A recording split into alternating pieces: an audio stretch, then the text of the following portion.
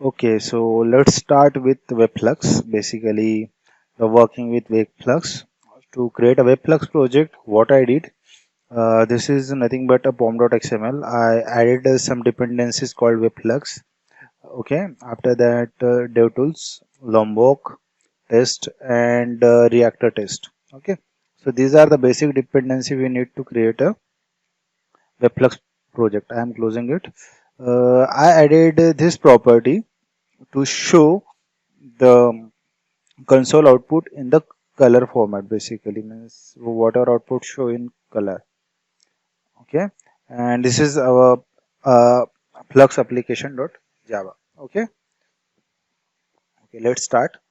So what I am trying to do, I am implementing command line runner, and let's check, and let's write code in run method. Okay. Okay, let's implement a run method.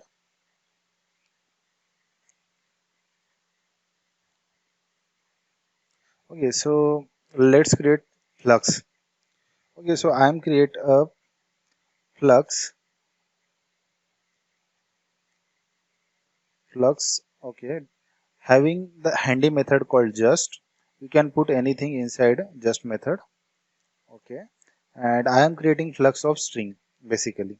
So I am added some string here, that is code comma with Pratik. Okay, so I added three things here, three strings here. Okay, and what it going to return, basically it return a flux of string. Okay, flux of string. Okay, it is going to return flux string. Flux string. Okay, so this return flux string. So now let's print it. Okay, system println, and I am trying to print it. Okay, flux string. Okay, I am running it, and let's see what happen. Basically, our flux project run on the by default run on the Nitty. Okay, it's not uses a Tomcat. Okay, so look at this. This is a native web server. Why? Because we added a project reactor or Webflux dependency and not added the Spring Boot, Spring Starter uh, dependency. But I am printing the flux string here, but while printing it, we get a flux array as an output. So it's not working. Okay, so to print or to work with flux, we need to first subscribe it. Okay, flux string dot subscribe. Okay, I am using lambda here first thing.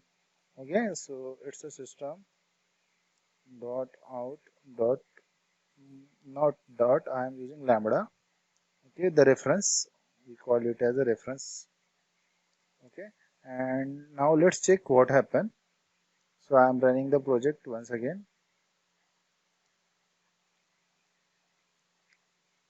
taking too much time.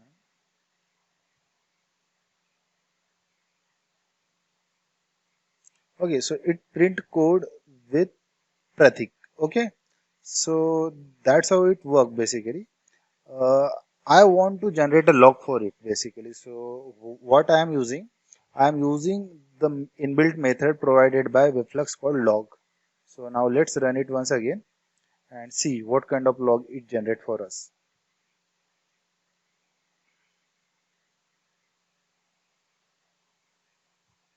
Okay, so I already told you guys that Webflux is nothing but a event driven uh, event driven protocol. Okay, so it's not protocol, it's event driven library. It basically work in that format. Okay, so first event is subscribe, which we subscribe.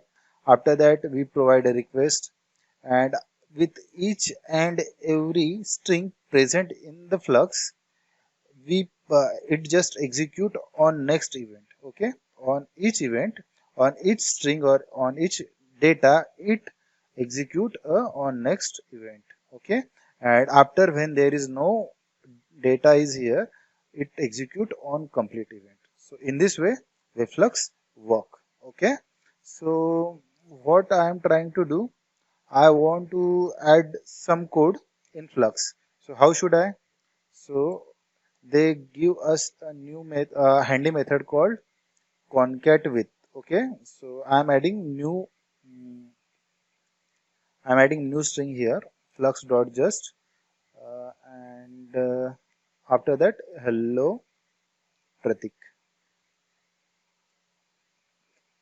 Okay, so I added a new string in the flux. Okay, now let's run it.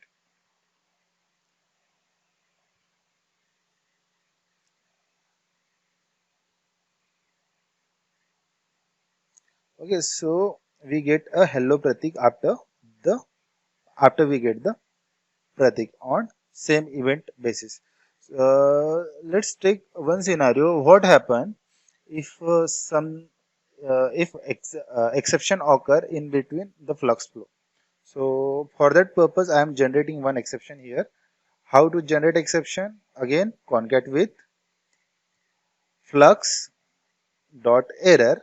We have the error here, and I am throwing new runtime exception.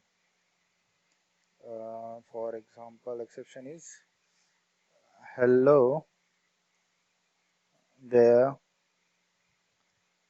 It's exception. Exception. Okay. TH.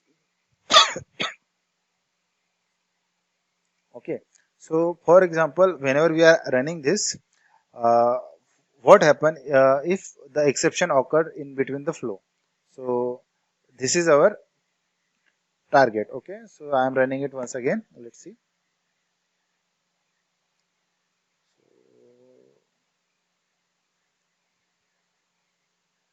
Okay. So this is exception we get here. Like look at the data. What kind of data we are getting here? We get a code with Pratik only. We are not getting hello Pratik. Okay, because there is some exception occurred here. Okay, so if there is exception occurred in the regular flow, we didn't get the uh, data which is present after that exception. Okay, so yeah, we can handle the exception. We can take the exception here because subscribe method have another parameter called exception. So it just give you the exception. So I am using lambda here, and I am using system dot out dot println to print the message. System dot out println. Okay, so e dot get message. So it's again going to print the same exception, but it's only message. Nothing is there. Okay, so I am saving it and running it once again.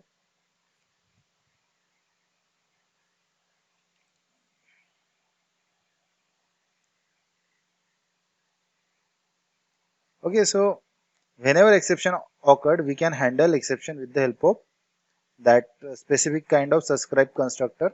So first we need to pass a printing statement, and after that we need to handle any kind of exception here. Okay, this is how it works. Thanks for watching.